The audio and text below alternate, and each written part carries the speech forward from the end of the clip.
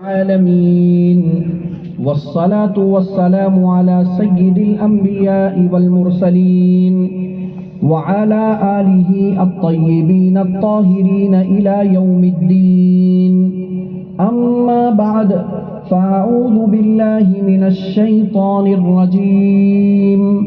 بسم الله الرحمن الرحيم. قال للملأ حوله إن هذا لساحر عليم يريد أن يخرجكم من أرضكم بسحره فماذا تأمرون. صدق الله مولانا العظيم وصدق رسوله النبي الكريم ونحن على ذلك لمن الشاهدين والشاكرين والحمد لله رب العالمين. حضرات علماء کرام اور دور و دراز سے آئے ہوئے مہمانان عظام، طلبہ عظام، اساتذہ کرام، بہت مختصر وقت میں قرآن کا ایک سبق دہرانا چاہتا ہوں.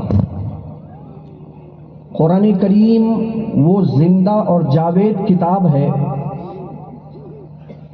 جو دنیا میں رہنے والے ہر خطے، ہر مذہب اور ہر سماج سے تعلق رکھنے والی قوم کے لیے آب حیات ہے. میں نے ابھی خطبے میں ایک آیہ کریمہ کی تلاوت کی ہے جس میں اللہ رب العزت نے سیدنا موسیٰ علیہ السلام کا وہ قصہ دہرایا ہے جس کے اندر آج کے موجودہ حالات کے پس منظر میں میری اور آپ کی کامیابی کا راز چھپا ہوا ہے. یاد رکھیں میرے دوستو، حالات کا آ جانا، مصائب کا آ جانا، بلیات کا آ جانا مسلمانوں کے اوپر یہ کوئی نئی چیز نہیں،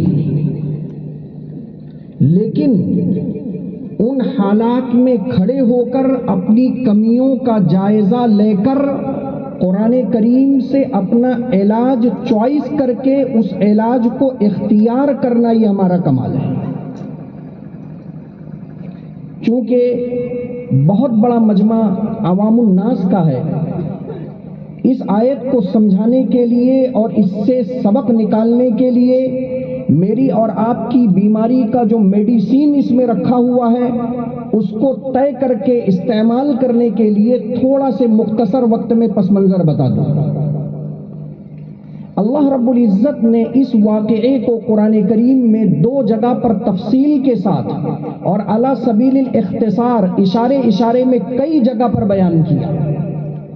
یہ واقعہ وہ ہے کہ حضرت موسیٰ علیہ السلام جب طور پہاڑ پر گئے، اس وقت آپ کو معلوم ہے ایک ظالم و جابر بادشاہ جسے فرعون کہا جاتا تھا وہ پوری دنیا پر لیڈ کرتا تھا، حکومت کرتا تھا. وہ مسلمان اور بنی اسرائیل کے جان کا دشمن تھا. اس کی طاقت کا اندازہ آپ اس بات سے لگا سکتے ہیں کہ 12 لاکھ بنی اسرائیل کی تعداد میں ماں کی گود سے شیر خوار بچے کو، دودھ پیتے بچے کو گھسیٹ کر 12 لاکھ کی قوم کے سامنے بوائلر مرغی کی طرح ذبح کر دیتا تھا اور اس کے خلاف آندولن کرنے والا کوئی نہیں ہوتا تھا. اتنا ظالم بادشاہ. موسیٰ علیہ السلام کو اللہ نے طور پہاڑ پر بلایا اور 2 معجزے عطا فرمائے. چونکہ اس دور کا جو دور تھا وہ جادوگری کا دور تھا. پہلا معجزہ حضرت موسیٰ علیہ السلام کو اللہ رب العزت نے عصا کا دیا، لاٹھی کا دیا، جس سے ایک کسان چرواہا اپنی بکریوں کو چراتے ہوئے اپنی بکریوں کا تحفظ کرتا ہے. اللہ رب العزت نے ایسا معجزہ عطا فرمایا کہ جب موسیٰ علیہ السلام اس لاٹھی کو زمین پر ڈالتے تھے وہ اژدہا بن جاتا تھا، اور جب اس کو چھو لیتے تھے تو وہ اپنی اصلی پوزیشن میں آ جاتا تھا. دوسرا معجزہ عطا فرمایا کہ اپنے داہنے ہاتھ کو جب بغل میں داخل کر کے نکالتے تھے تو وہ سورج سے زیادہ چمکدار بن جاتا تھا۔ یہ دو معجزے جب فرعون کے پاس پیش ہوئے اور فرعون کی قبطی قوم کے پاس پیش ہوا تو ان میں کھلبلی مچ گئی۔ ہر دور کے باطل نے اپنے زمانے کے حق کو جادو کہا ہے، چنانچہ فرعون کے ministers, M L As, advisor, وزرائے سلطنت جمع ہوئے اور جمع ہو کر کہا کہ فرعون موسیٰ تو ہمیں خطرہ معلوم ہوتا ہے۔ فرعون نے جواباً کہا کہ ہاں، وہ اپنے جادو کے بل پر تمہاری کنٹری، تمہاری سلطنت، تمہاری زمین تم سے چھین کر تمہیں باہر نکال دینا چاہتا ہے۔ مشورے میں، میٹنگ میں یہ طے ہوا کہ ہم ایک کام کرتے ہیں، مقابلے کا ایک دن طے کرتے ہیں اور اس دن اپنے فن جادوگری کے ماہرین کو، اساتذہ کو، فنکاروں کو بلاتے ہیں اور موسیٰ کا ان جادوگروں سے مقابلہ کرواتے ہیں۔ چنانچہ فرعون نے بل پاس کر دی، سارے وزراء اور منسٹر، ایم ایل ایز اس کام میں لگ گئے اور ایک دن مقرر ہوا۔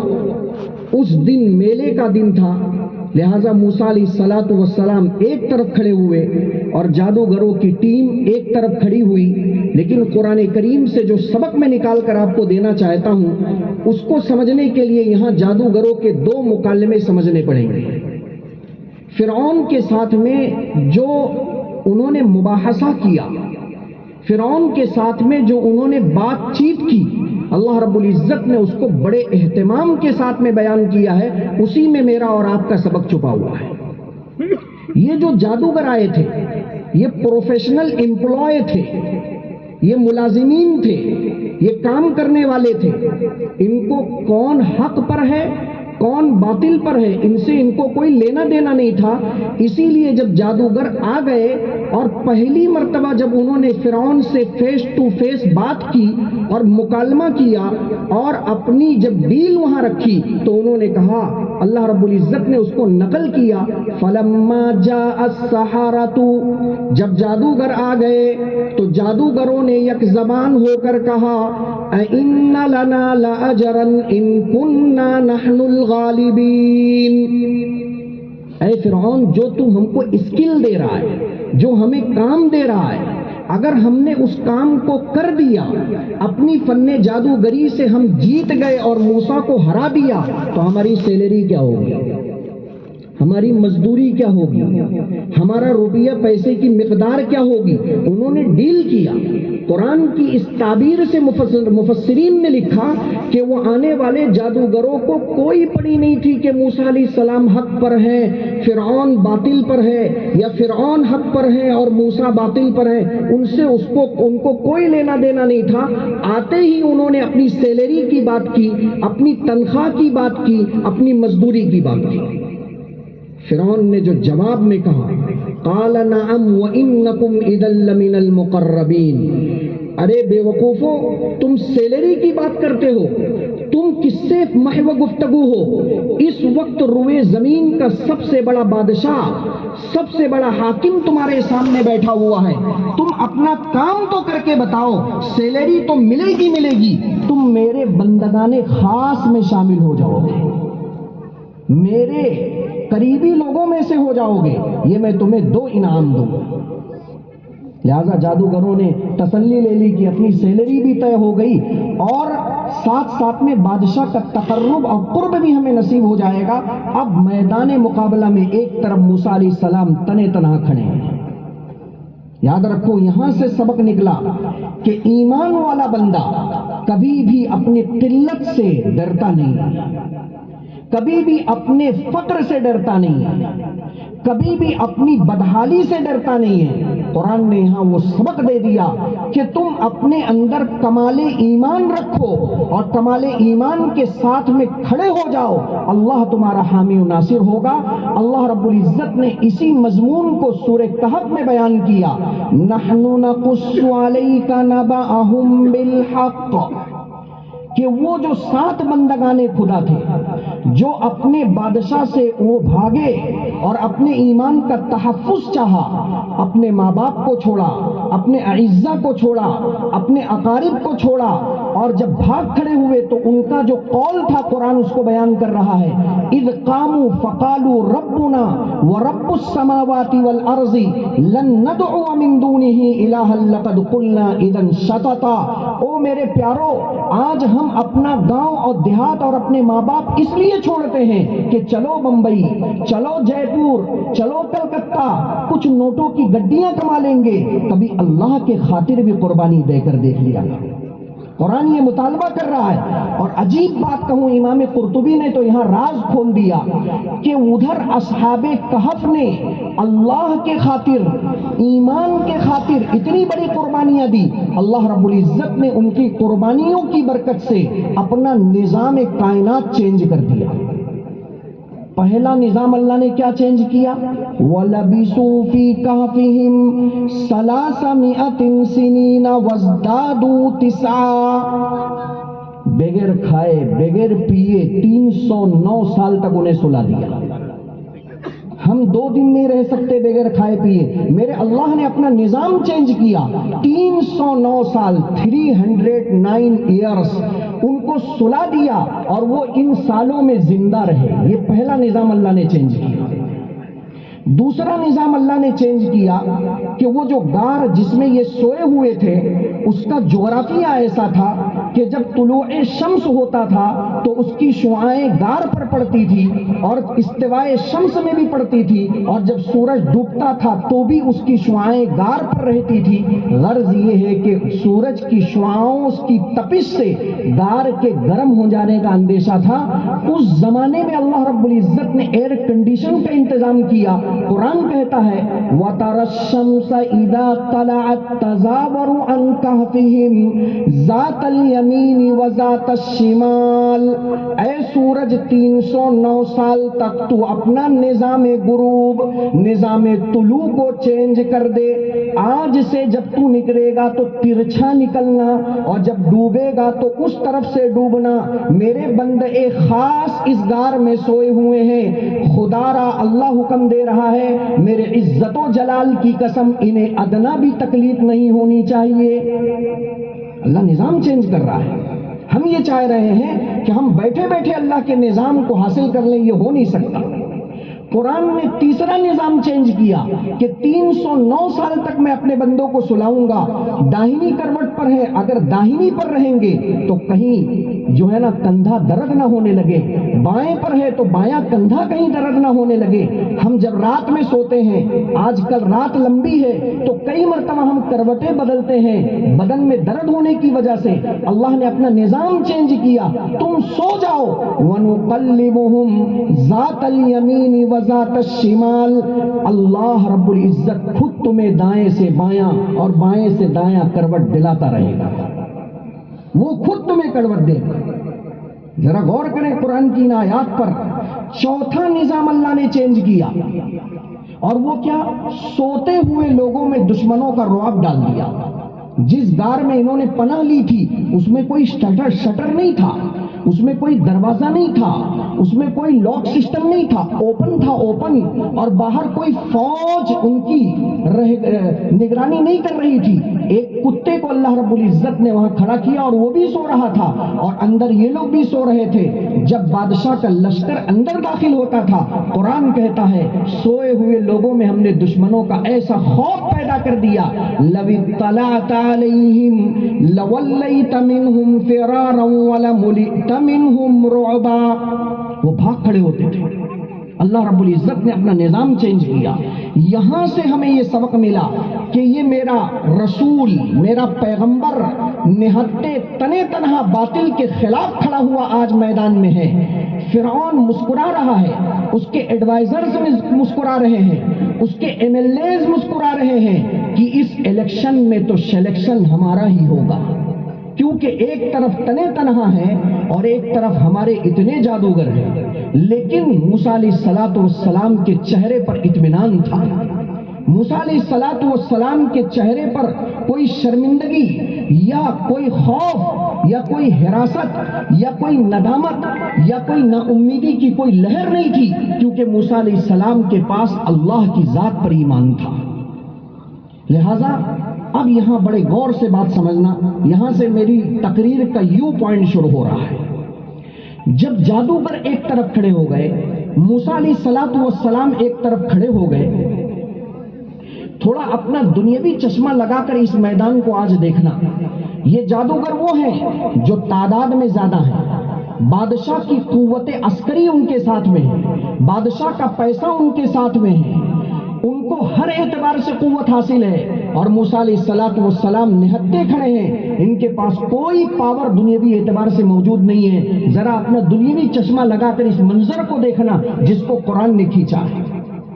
جب مکمل طور پر یہ مقابلہ شروع ہونے والا تھا، جادوگروں کا ایک عمل جسے میرے کو اور آپ کو اختیار کرنا ہے، وہی میڈیسین ہے، وہی 1000 mg کا ٹیبلٹ ہے، جسے آج اگر ہم نے کھا لیا تو خدا کی قسم آج کے حوادثات میں اللہ ہمیں ایسے ہی کامیاب کرے گا جیسے اس زمانے میں قبطیوں کے مقابلے میں بنی اسرائیل کو اللہ نے کامیاب کیا تھا۔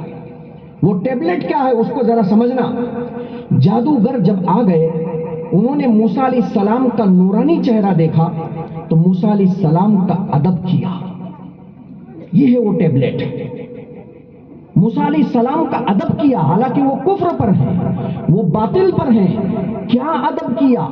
ہم نے دنیا میں کبھی یہ نہیں دیکھا ہے کہ طاقتور کمزوروں سے اجازت مانگتا ہو، کرسی والا پاور والا اپنے کمزوروں سے اجازت لیتا ہو۔ ہم نے دنیا میں آج تک یہ نظارہ نہ دیکھا۔ جادوگر پاور میں تھے لیکن جادوگروں نے موسیٰ علیہ السلام کا احترام کیا۔ قرآن اس کو نقل کر رہا ہے، قالوا یا موسیٰ اما ان تلقی و اما ان نکون نحن الملقین۔ برادر موسیٰ، ہم آپ سے اجازت چاہتے ہیں، مقابلہ آپ شروع کریں یا ہم شروع کریں؟ اللہ اکبر۔ یہ وہ ٹیبلٹ ہے میرے بھائیوں کہ دین کے ساتھ، اللہ کے ساتھ، اس کے رسول کے ساتھ، خدام دین کے ساتھ، دینی اداروں کے ساتھ، دینی اساتذہ کے ساتھ، دینی متعلمین اور معلمین کے ساتھ اگر میرا اور آپ کا معاملہ یہ ادب والا ٹیبلٹ والا ہوگا تو اللہ ان حوادثات میں بھی ہمارا علاج کر دے گا اور ہمیں شفا مل جائے گی۔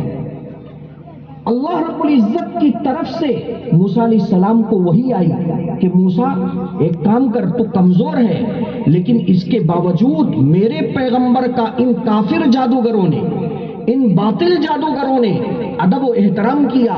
ایک کام کر موسیٰ، تو انہیں حکم دے، میں دنیا والوں کو دکھانا چاہتا ہوں کہ یہ کفر کی دلدل میں رہنے کے باوجود میرے پیغمبر کا انہوں نے ادب کیا تو میں نے ان کو کتنے عروج کے مقام پر پہنچا دیا۔ چنانچہ موسیٰ علیہ السلام نے حکم دیا، قال بل القوا، میں نہیں پہلے رسی پھینکوں گا، اپنی لاٹھی نہیں پھینکوں گا، تم مقابلہ شروع کرو۔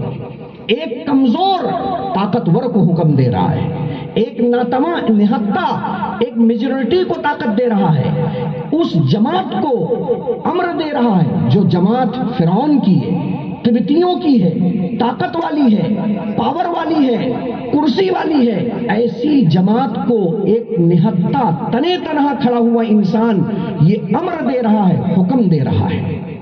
لہذا جادوگروں نے اس حکم کو قبول کیا، ایکسپٹ کیا اور اپنے ہاتھ میں موجود رسیوں کو زمین پر پھینک دیا۔ وہ ساری رسیاں سانپ بن کر گھومنے لگی، پورا میدان سانپ سے بھر گیا، سارے لوگ سانپ سانپ چلانے لگے، سارے لوگوں میں خوف و ہراس بیٹھ گیا۔ موسیٰ علیہ السلام کو اللہ نے امر دیا، موسیٰ گھبرانا، تیرے ہاتھ میں جو لاٹھی ہے اسے زمین پر ڈال دے۔ موسیٰ علیہ السلام نے اس لاٹھی کو زمین پر ڈالا، وہ ایک لقمے میں سارے سانپ کو نگل گیا اور پھر فرعون کی طرف پھنکارا۔ فرعون بھی بھاگا، حامان بھی بھاگا، فرعون کے وزراء اور ministers, M L As, advisors سارے لوگ بھاگے۔ ساری دنیا نے اپنے چشمے زدن سے دیکھا کہ بنی اسرائیل کمزور ہونے کے باوجود جیت گئے اور قبطی طاقتور ہونے کے باوجود ہار گئے۔ جب جادوگروں نے یہ منظر دیکھا تو اب اللہ کی طرف سے ان کو جو انعام مل رہا ہے وہ ذرا دیکھنا۔ اللہ نے یہ دیکھا کہ یہ تو سیلری طے کروا کے آئے ہیں، जीतेंगे तो फिरौन इन्हें सैलरी देगा, हार जाएंगे तो सैलरी और तनख्वाह नहीं मिलेगी। अल्लाह ने देखा, ऐ मेरे बंदो, तुम तो सैलरी से भी गए, बल्कि अब तुम्हें फिरौन डांटेगा, मारेगा, तुमने अपना काम नहीं किया। लेकिन ऐ जादूगरों, तुमने मेरे नबी का एहतराम किया, तुमने मेरे नबी का अदब किया, तुमने मेरे नबी की अजमत की, तौकीर की, तकरीम की। अल्लाह फरमाता है, मैं अपने नबी की उस तकरीम और ताजीम को ज़ाय नहीं जाने दूंगा। फ़उल्क़ियस सहरतु साजिदीन। इस मुकाबले को सब ने देखा, ईमान सिर्फ जादूगरों को मिला। अल्लाह का तकर्रुब, अल्लाह की मोहब्बत सिर्फ जादूगरों को मिली। जादूगरों के अलावा किसी को अल्लाह का तकर्रुब नसीब नहीं हुआ। फ़उल्क़ियस सहरतु साजिदीन। और खाली सजदे में गए नहीं गए, बल्कि उन्होंने अपने जबान से ऐलान किया, वक्त की बातिल ताकत के सामने सीना सुपर होकर खड़े हो गए और कहा, क़ालू आमन्ना बिरब्बि हारून व मूसा। हम हारून और मूसा के परवरदिगार पर ईमान लाने का ऐलान करते हैं। उधर से फिरौन की तरफ से धमकी दी गई, जो धमकियां हर जमाने में अहले ईमान को दी गई, और वो ये कि मैं तुम्हारे हाथ और पैर को मुखालिफ सिमत से काट दूंगा। वला उसल्लिबन्नकुम अजमईन। मैं तुम्हें तख्ते दार पर लटका दूंगा।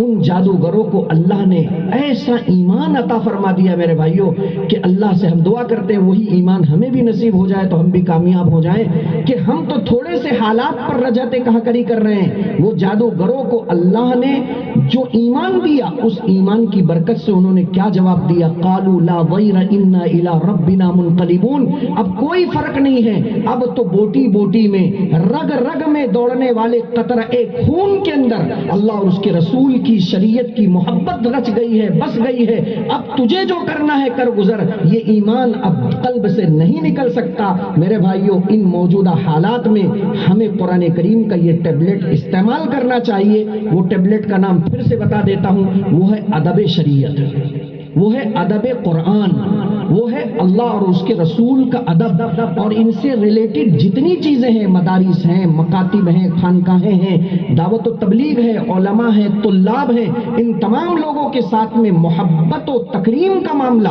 दिल से हम करेंगे तो अल्लाह रब्बुल इज्जत वही इनाम हमें अभी अता फरमाएगा। मैं दुआ करता हूं कि अल्लाह रब्बुल इज्जत मुझे और आपको और तमाम आलम इस्लाम को वही मोहब्बत अता फरमाए, वही अदब की तौफीक अता फरमाए जो मूसा के जमाने में अल्लाह ने जादूगरों को दिया, कि कुफ्र पर होने के बावजूद अल्लाह ने उन्हें ईमान अता फरमा दिया। और अल्लाह इन होने वाले हालात में और इन हवादिसात में अल्लाह उस टैबलेट में मेरे और आपके लिए और पूरी उम्मत मुस्लिमा के लिए शिफा अता फरमाए, ताकि हम अल्लाह रब्बुल इज्जत के रजा पर जिए और अल्लाह की रजा पर मरे, और आखिरत में ऐसे ही जमकर बैठे, और आखिरत में हम एक दूसरे को देखकर ऐसे ही मुस्कुराएं और हमारा रब हमें कह रहा हो, ये बंदे दो आलम से खफा मेरे लिए हैं। अब तो असल खिताब हजरत का होगा, इसलिए मैंने मुख्तसर सा खिताब किया।